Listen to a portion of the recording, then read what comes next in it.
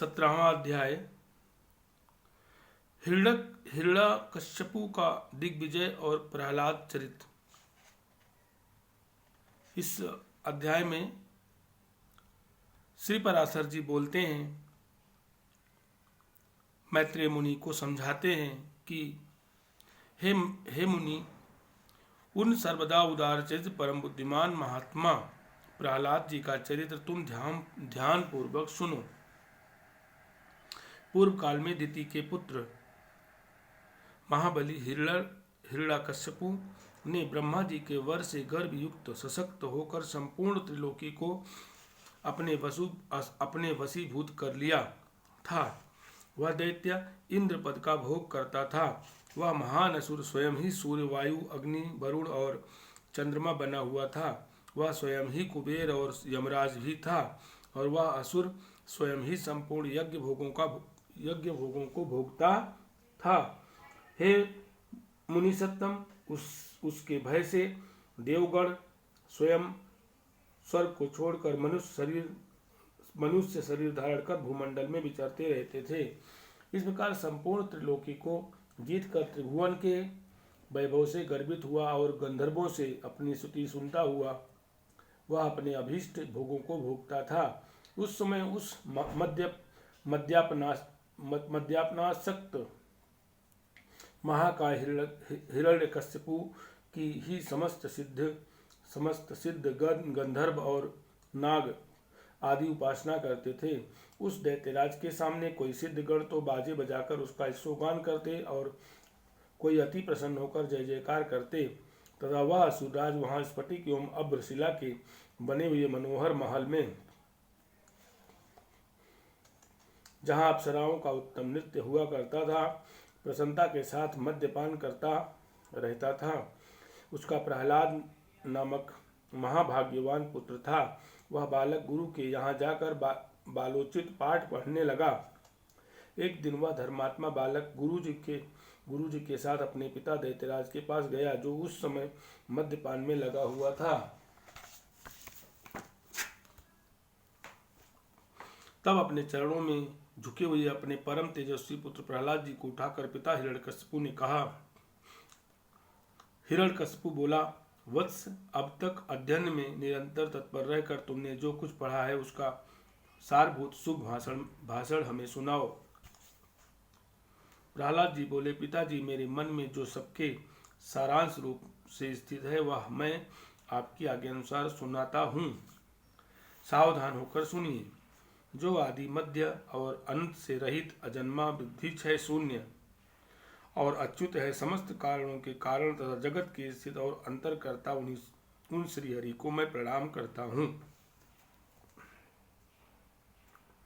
श्री पराशर जी बोले, यह सुन दैत्यराज हिरण्यकश्यपु ने क्रोध से नेत्र लाल कर प्रहलाद के गुरु की ओर देखकर कांपते हुए ओठों से कहा।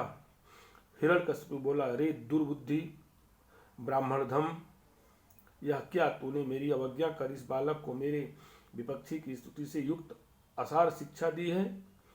गुरु जी ने कहा, दैत्यराज, आपको क्रोध के वशीभूत न होना चाहिए। आपका यह पुत्र मेरी सिखाई हुई बात नहीं कह रहा है। हिरण्यकश्यपु बोला, बेटा प्रहलाद, बताओ तो तुमको यह शिक्षा किसने दी है? तुम्हारे गुरु जी कहते हैं कि मैंने तो इसे ऐसा उपदेश दिया नहीं है। प्रहलाद जी बोले, पिताजी, हृदय में स्थित भगवान विष्णु ही तो संपूर्ण जगत के उपदेशक हैं। उन परमात्मा को छोड़कर और कौन किसी को कुछ सिखा सकता है? हिरण्यकश्यपु बोला, अरे मूर्ख, जिस विष्णु का तू मुझ जगदीश्वर के सामने धृष्टता पूर्वक निस्संक होकर बारंबार वर्णन करता है, वह कौन है? प्रहलाद जी बोले, योगियों के ध्यान करने योग्य, जिसका परम पद वाणी का विषय नहीं हो सकता तथा जिससे विश्व प्रकट हुआ है और जो स्वयं विश्व रूप है, वह परमेश्वर ही विष्णु है। प्रहलाद जी बोले, विष्णु है। हिरण्यकश्यपु बोला, अरे मूढ़, मेरे रहते हुए और कौन परमेश्वर कहा जा सकता है? फिर भी तू मौत के मुख में जाने की इच्छा से बारंबार ऐसा बक रहा है। प्रहलाद जी बोले, हे तात, वह ब्रह्मभूत विष्णु तो केवल मेरा ही नहीं बल्कि संपूर्ण प्रजा और आपका भी कर्ता, नियंता और परमेश्वर है। आप प्रसन्न होइए, व्यर्थ क्रोध क्यों करते हैं। हिरण्यकशिपु हिरण्यकशिपु बोला, अरे कौन पापी इस दुर्बुद्धि बालक के हृदय में घुस बैठा है, जिससे अविष्टाचित होकर यह ऐसे अमंगल वचन बोलता है। प्रहलाद जी बोले, पिताजी, वह विष्णु भगवान तो मेरे ही हृदय में नहीं बल्कि संपूर्ण लोकों में स्थित हैं। वे सर्वगामी तो मुझको, आप सबको और समस्त प्राणियों को अपनी अपनी चेष्टाओं में प्रवृत्त करते हैं। हिरण्यकशिपु बोला, इस पापी को यहाँ से निकालो और गुरु के यहाँ ले जाकर इसका भली प्रकार शासन करो। इस दुर्मति को न जाने किसने मेरे विपक्षी की प्रशंसा में नियुक्त कर दिया है। श्री पराशर जी बोले, उसके ऐसा कहने पर दैत्यगण उस बालक को फिर गुरुजी के यहाँ ले गए और वे वहाँ गुरुजी की रात दिन भली प्रकार सेवा शुश्रूषा करते हुए विद्या अध्ययन करने लगे। बहुत काल व्यतीत हो जाने पर दैत्यराज ने प्रहलाद जी को फिर बुलाया और कहा, बेटा, आज कोई कथा सुनाओ। प्रहलाद जी बोले, जिनसे प्रधान पुरुष और यह चराचर जगत उत्पन्न हुआ है, वह सकल प्रपंच के कारण श्री विष्णु भगवान हम पर प्रसन्न हों। हिरण्यकशिपु बोला, अरे यह बड़ा दुरात्मा है, इसको मार डालो। अब इसके जीने से कोई लाभ नहीं है, क्योंकि स्वपक्ष की हानि करने वाला होने से यह तो अपने कुल के लिए अंगार रूप हो गया है। श्री पराशर जी बोले, उसकी ऐसी आज्ञा होने पर सैकड़ों हजारों दैत्यगण बड़े बड़े अस्त्र शस्त्र लेकर उन्हें मारने के लिए तैयार हुए। प्रहलाद जी बोले, अरे दैत्यों, भगवान विष्णु तो शस्त्रों में, तुम लोगों में और मुझ में सर्वत्र ही स्थित हैं। इस सत्य के प्रभाव से इन अस्त्र शस्त्रों का मेरे ऊपर कोई प्रभाव ना हो। श्री पराशर जी बोले, तब तो उन सैकड़ों दैत्यों के शस्त्र समूह का आघात होने पर भी उनको तनिक सी भी वेदना न हुई। वे फिर भी ज्यों के त्यों नवीन बल संपन्न ही रहे। हिरण्यकशिपु बोला, रे दुर्बुद्धि, अब तू पक्षी की स्तुति करना छोड़ दे, जा, मैं तुझे अभयदान देता हूँ, अब और अधिक नादान मत हो। प्रहलाद जी बोले, हे तात, जिनके स्मरण मात्र से जन्म, जरा और मृत्यु आदि के समस्त भय दूर हो जाते हैं, उन सकल भयहारी आनंद के हृदय में स्थित रहते हुए मुझे भय कहाँ रह सकता है। हिरण्यकशिपु बोला, अरे सर्पों, इस अत्यंत दुर्बुद्धि और दुराचारी को अपने विषाग्नि संतप्त मुखों से काटकर शीघ्र ही नष्ट कर दो।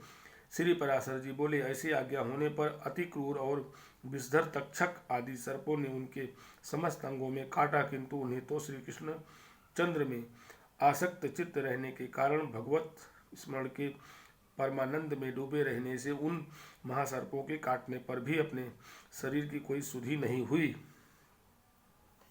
सर्प बोले, हे दैत्यराज, देखो हमारी दाढ़ें टूट गईं, मड़ियाँ चटकने लगीं, फड़ों में पीड़ा होने लगी और हृदय कांपने लगा, तथापि इसकी त्वचा तो जरा भी नहीं कटी। इसलिए अब आप हमें कोई और कार्य बताइए। हिरण्यकशिपु बोला, हे दिग्गजों,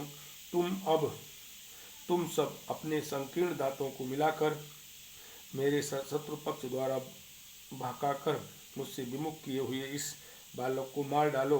देखो, जैसे अरड़ी से उत्पन्न हुआ अग्नि उसी को जला डालता है, उसी प्रकार कोई जिससे उत्पन्न होते हैं उसी के नाश करने वाले हो जाते हैं। श्री पराशर जी बोले, तब पर्वत शिखर के समान विशालकाय दिग्गजों ने उस बालक को पृथ्वी पर पटक पटक कर अपने दांतों से खूब रौंदा, किंतु श्री गोविंद का स्मरण करते रहने से हाथियों के हजारों दांत उनके वक्षस्थल से टकराकर टूट गए। तब उन्होंने पिता हिरण्यकशिपु से कहा, ये जो हाथियों के वज्र के समान कठोर दांत टूट गए हैं, इसमें मेरा कोई बल नहीं है। यह तो श्री जनार्दन भगवान के महाविपत्ति और क्लेशों के नष्ट करने वाले स्मरण का ही प्रभाव है। हिरण्यकशिपु बोला, अरे दिग्गजों, तुम हट जाओ दैत्यगण, तुम अग्नि जलाओ, और हे वायु, तुम अग्नि को प्रज्वलित करो, जिससे इस पापी को जला डाला जाए। श्री पराशर जी बोले, तब अपने स्वामी की आज्ञा से दानवगण काष्ठ के एक बड़े ढेर में स्थित उस असुर राजकुमार को अग्नि प्रज्वलित करके जलाने लगे। प्रहलाद जी बोले, हे तात, पवन से प्रेरित हुआ भी यह अग्नि मुझे नहीं जलाता। मुझको तो सभी दिशाएं ऐसी शीतल प्रतीत होती हैं मानो मेरे चारों ओर कमल बिछे हुए हों।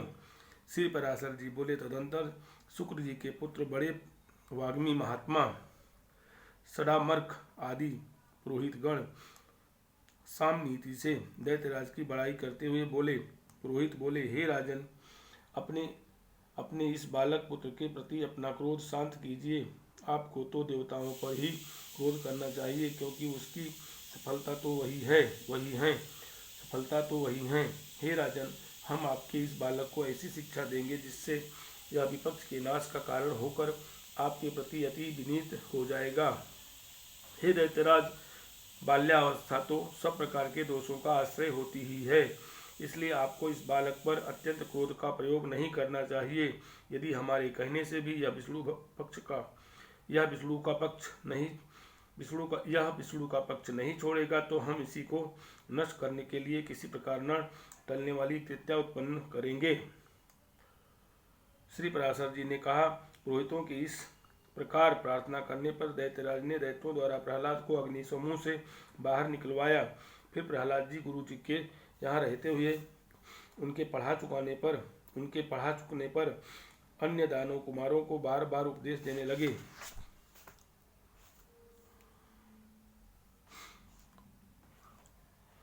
प्रहलाद जी बोले, हे दैत्य कुलोत्पन्न असुर बालकों, सुनो, मैं तुम्हें परमार्थ का उपदेश करता हूँ। तुम इसे अन्यथा न समझना, क्योंकि मेरे ऐसा कहने में किसी प्रकार का लोभादि कारण नहीं है।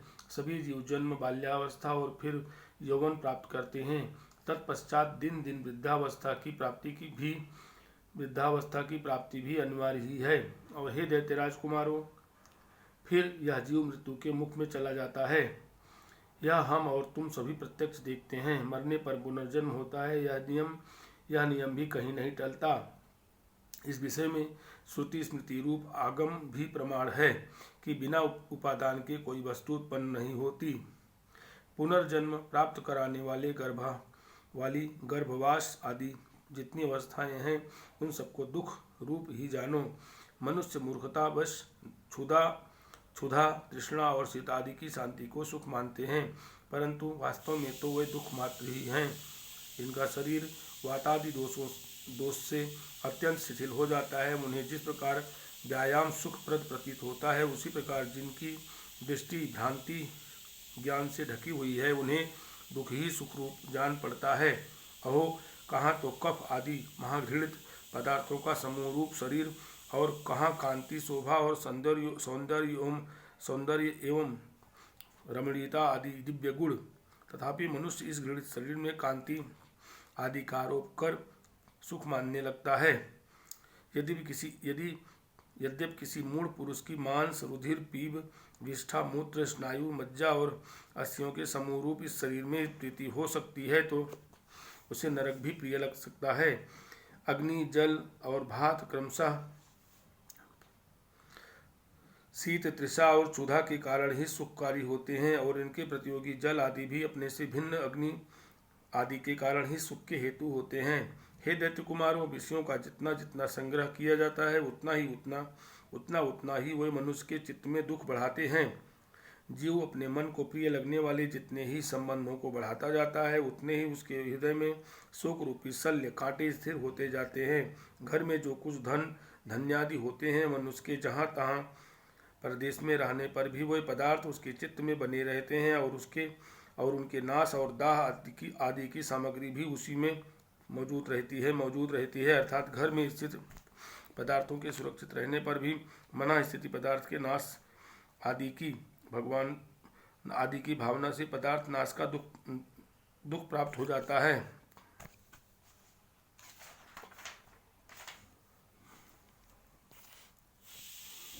इस प्रकार जीते जी तो यहाँ महान दुख होता ही है। मरने पर भी यम यातनाओं का और गर्भ प्रवेश का उग्र कष्ट भोगना पड़ता है। यदि तुम्हें गर्भावास में लेश मात्र भी सुख का अनुमान होता हो तो कहो, सारा संसार इसी प्रकार अत्यंत दुखमय है। इसलिए दुखों के परम आश्रय इस संसार समुद्र में एकमात्र विष्णु भगवान ही आप लोगों की परम गति हैं। यह मैं सर्वथा सत्य कहता हूँ। ऐसा मत समझो कि हम तो अभी बालक हैं, क्योंकि जरा, यौवन और जन्म आदि अवस्थाएं तो देह के ही धर्म हैं। शरीर का अधिष्ठाता आत्मा तो नित्य है। अधिष्ठाता आत्मा तो नित्य है, उसमें यह कोई धर्म नहीं है। जो मनुष्य ऐसी दुराशाओं से विक्षिप्त चित्त रहता है कि अभी मैं बालक हूँ, इसलिए इच्छानुसार खेल कूद लूँ, युवावस्था प्राप्त होने पर कल्याण साधन का यत्न करूँगा, फिर युवा होने पर कहता है कि अभी तो मैं युवा हूँ, बुढ़ापे में आत्म कल्याण कर लूँगा, और वृद्ध होने पर सोचता है कि अब मैं बूढ़ा हो गया हूँ, अब तो मेरी इंद्रियाँ अपने कर्मों में प्रवृत्त ही नहीं होती। शरीर के शिथिल हो जाने पर अब मैं क्या कर सकता हूँ? सामर्थ्य रहते तो मैंने कुछ किया ही नहीं। वह अपने कल्याण पथ पर अब कभी अग्रसर नहीं होता, केवल भोग तृष्णा में ही व्याकुल रहता है। मूर्ख लोग अपनी बाल्यावस्था में खेल कूद में लगे रहते हैं, युवावस्था में विषयों में फंस जाते हैं और बुढ़ापा आने पर उसे असमर्थता के कारण व्यर्थ ही काटते हैं। इसलिए विवेकी पुरुष को चाहिए कि देह की बाल्य, यौवन और वृद्ध आदि अवस्थाओं की अपेक्षा न करके बाल्यावस्था में ही अपने कल्याण का यत्न करे। मैंने तुम लोगों से जो कुछ कहा है उसे यदि तुम मिथ्या नहीं समझते तो मेरी प्रसन्नता के लिए ही बंधन को छुटाने वाला श्री विष्णु भगवान का स्मरण करो। उनका स्मरण करने में परिश्रम भी क्या है, और स्मरण मात्र से ही वे अति शुभ फल देते हैं, तथा रात दिन उन्हीं का स्मरण करने वालों का पाप भी नष्ट हो जाता है। उन सर्वभूतस्थ प्रभु में तुम्हारी बुद्धि अहर्निश लगी रहे और उनमें निरंतर तुम्हारा प्रेम बढ़े। इस प्रकार तुम्हारे समस्त क्लेश दूर हो जाएंगे। जबकि यह सभी संसार तापत्रय से दग्ध हो रहा है, तो इन बेचारे शोचनीय जीवों से कौन बुद्धिमान द्वेष करेगा?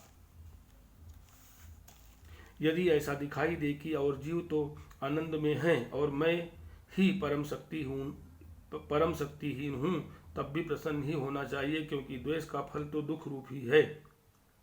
यदि कोई प्राणी बैर भाव से द्वेष भी करे तो विचारवानों के लिए तो वे अहो ये महामोह से व्याप्त हैं, इस प्रकार अत्यंत सोचनीय ही है।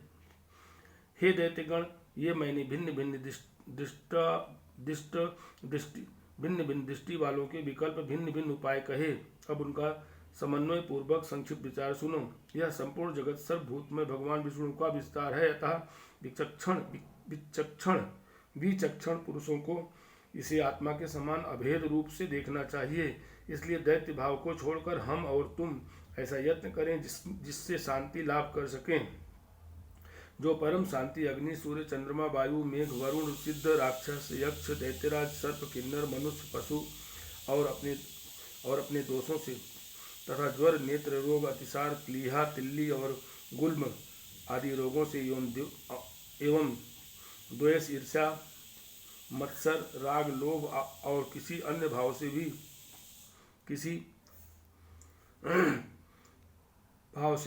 से भी कभी क्षीण नहीं होती, और जो सर्वदा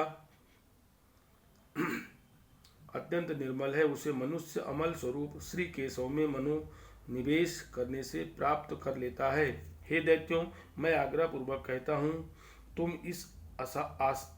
इस आसार संसार के विषयों में कभी संतुष्ट मत होना। तुम सर्वत्र समदृष्टि करो, क्योंकि समता ही श्री अच्युत की वास्तविक आराधना है। उन अच्युत के प्रसन्न होने पर फिर संसार में दुर्लभ ही क्या है। तुम धर्म, अर्थ और काम की इच्छा कभी न करना, वे तो अत्यंत तुच्छ हैं। उस ब्रह्म स्वरूप महावृक्ष का आश्रय लेने पर तो तुम निस्संदेह मोक्ष रूप महाफल प्राप्त कर लोगे। श्री हरि श्री हरि श्री हरि।